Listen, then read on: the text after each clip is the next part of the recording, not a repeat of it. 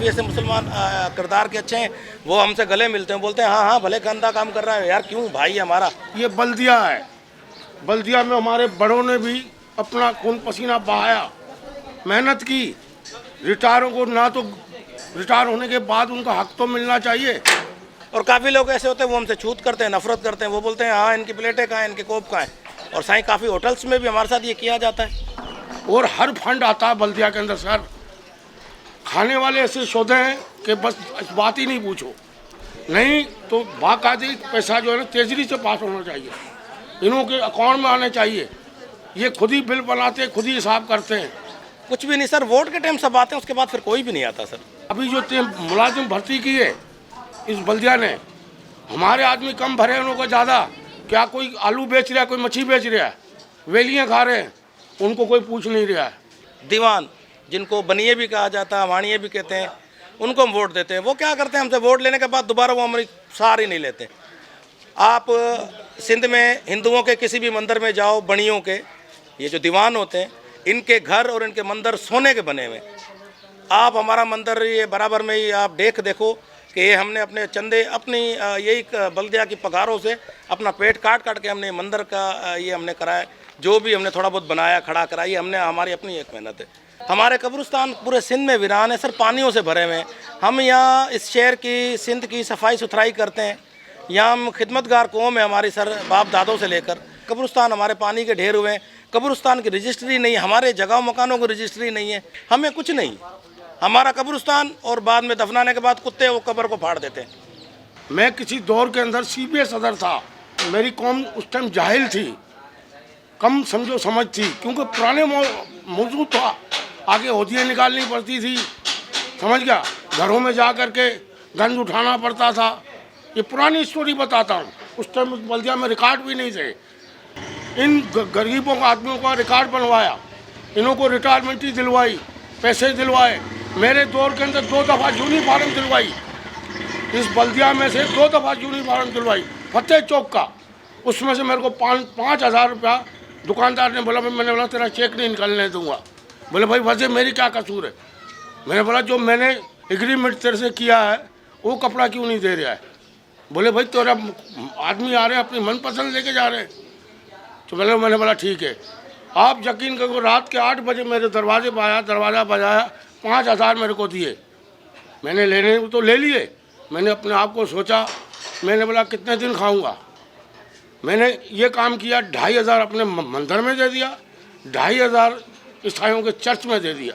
मगर अब हम नहीं, जो हमारी बच्चियां हैं हम उनको पढ़ा रहे हैं। काफ़ी बच्चियां हमारी अच्छा पढ़ गई हैं, मगर आलम यह है कि बच्चियां पढ़ तो जाती हैं, मगर क्या है कि जब उनको नौकरी वगैरह नहीं मिलती या कोई इस तरह का कोई उनको नहीं मिलता सारा, फिर क्या कि उनको हमारे पेरेंट्स जो है ब्याह देते हैं। ब्याहने के बाद फिर वो बच्चियां फिर बस उनका खराब वो भुला देती हैं अपना वो स्ट्रगल करना, या वो फिर बस फिर बच्चे पैदा करने में बस फिर वो ख़राब हो जाता है उनका सारा, वो नहीं कर पाती। एक थाने में मेरे को मसले के लिए लेके गए, तो ऐसे सारे बैठे हुए पुलिस से मसला मेरा, तो ऐसे बैठे। सूबेदार ने बोला बहुत अच्छा है मसलो, मैंने ये मसलो है। वो दूसरा एक पुलिस वाला क्या बोलता है, भाई 5 माण्हू आ। मैंने फिर SHO को बोला, मैंने बोला साईं ये 5 माण्हू आ, असा धारे आयूँ। दिल करता है कि इंडिया ना जाए, कहीं नहीं जाए, मुल्क बदर ना हो, ऊपर चले जाएं बस अल्लाह के पास। अल्लाह आखिरी रास्ता होता, भगवान ईश्वर इंसान का निजात दहिंदा वही है। आपकी बात बिल्कुल दुरुस्त है। तो काम हमारे बाप दादों ने ये करते आए हैं शुरू से ही, तो हम कैसे इसको हटावे। हमने अपने बच्चों को पढ़ा करके हमने बोला कोई नई रोशनी आएगी, और आज तक हमारे बच्चों को ना कोई मास्टर बनाया, ना कोई समझो कि किसी महकमे के अंदर अच्छी नौकरी दी। मेरा बेटा मैट्रिक क्या 11वीं पढ़ रहा है, अभी तक कोई नौकरी नहीं मिल रही, ताकि उम्र बढ़ जाएगी। ऐसे दूसरों के बच्चे पढ़े लिखे हुए, जाहिल नहीं, हम शहर में बैठे हुए। जाहिल किस टाइम पे थे, जो हमारे बड़े थे ना, उस टाइम हम जाहिल थे। जब हमारे बड़े मर गए, हमारे सिर पे आया, हमने सोचा कि पढ़ाई जो है खुदाई है, इसीलिए हमने अपने बच्चों को पढ़ाया।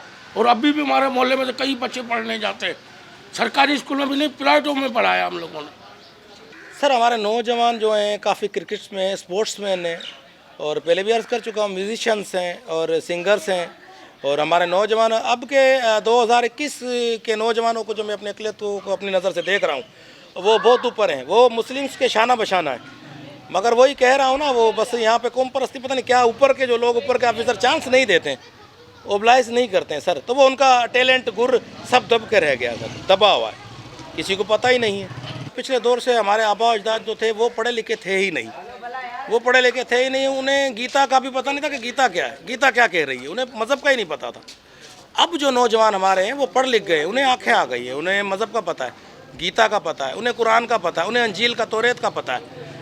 ये हमारी कौम जाहिल वो तो एक एक पैसा जमा करके अपने मकान बनाए, नहीं तो वो किस टाइम पे हमारी झोपड़ियाँ थी। और असल ये अल-शाबाज कॉलोनी पहले कहलाता था भग्गीपाड़ा, फिर इधर आप जैसे समझदार दो बंदे आए, उन्होंने तंजीम बनाई अल-शाबाज कॉलोनी, अल-शाबाज कॉलोनी बनाई, भग्गी का नाम ख़त्म किया, ये कॉलोनी बनी। 5 टाइम जो है बेचारे नमाज पे जाते हैं, अल्लाह का नाम लेते लेते, वो सफाई देखते तो खुश होते हैं। आजकल सफाई को बिगाड़ने वाले कौन है कि हम जो जेब भर रहे हैं, अपने जेबों में डाल रहे हैं, सफाइयों की तवज्जो नहीं है, सामान पूरे नहीं मिलते इन लोगों को।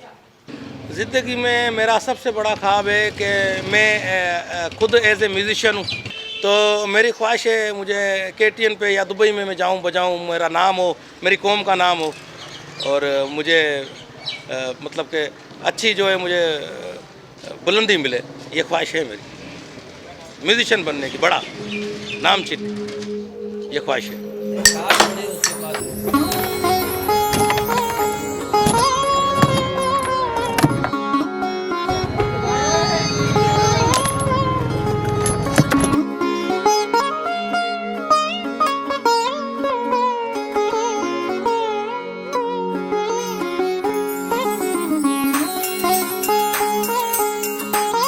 मैं सफाई नहीं करूँगा, खाली डांसर ही बनूंगा बस।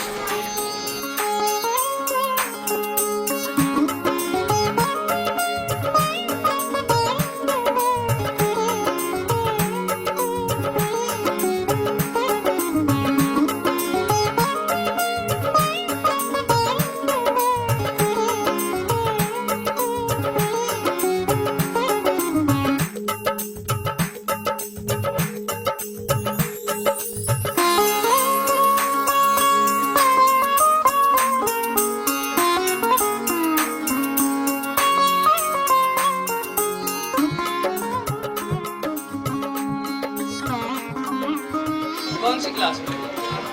KG1 में। KG1 में इतना अच्छा डांस कर लेते हो, किसने सिखाया है? कीर्तन नाम है उस्ताद का। कौन सा डांसर सबसे ज़्यादा पसंद है? टीवी में जो आते हैं इंडिया वाले। तुम भी बड़े होकर सफाई करोगे इस तरह से, जिस तरह से तुम्हारे भाई वगैरह करते हैं? हम सफाई नहीं करेंगे।